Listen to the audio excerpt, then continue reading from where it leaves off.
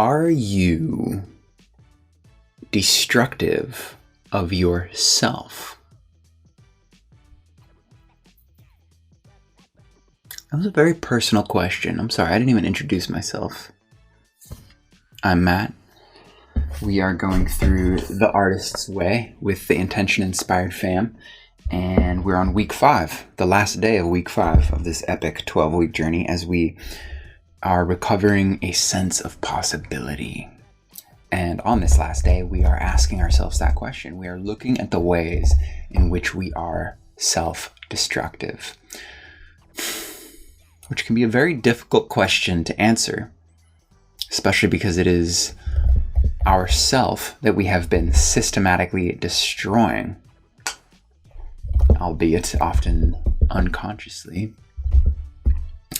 So yes, it's very hard to see the forest from the trees, or more accurately, it's very hard to see the timber, the forest, from the cut down forest from the lumberyard.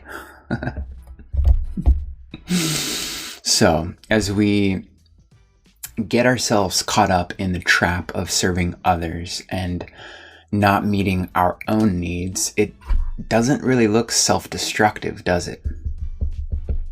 Matter of fact, it can look quite honorable, and we might even feel a lot of love and acceptance from the thanks and the praise that we get from others who want to acknowledge the self-sacrifice.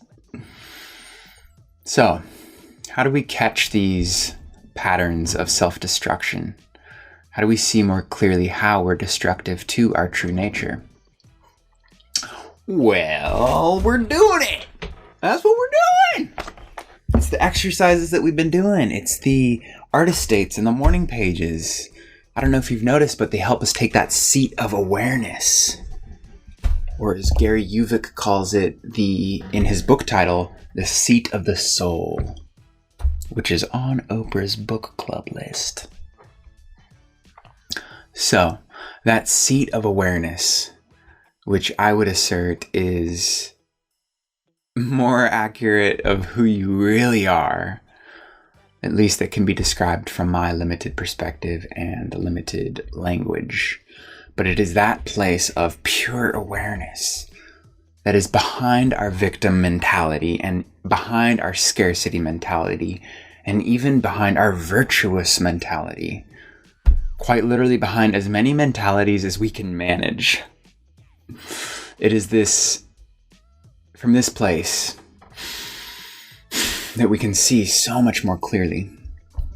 And so whether we get to that place through meditation or nature walks or dancing or, you guessed it, our morning pages. Let's do it.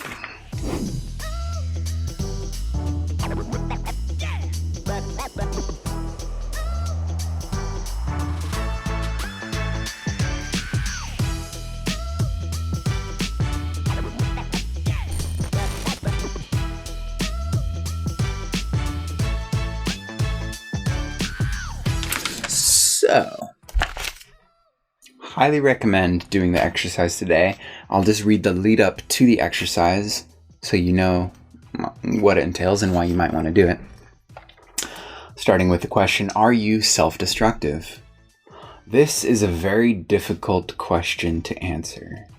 To begin with, it requires that we know something of our true self. And that is the very self that we have been systematically destroying. One quick way to ascertain the degree of drift is to ask yourself this question: what would I do if it weren't too crazy? So, you just list a bunch of those and then ask yourself, what would I do if it weren't too selfish?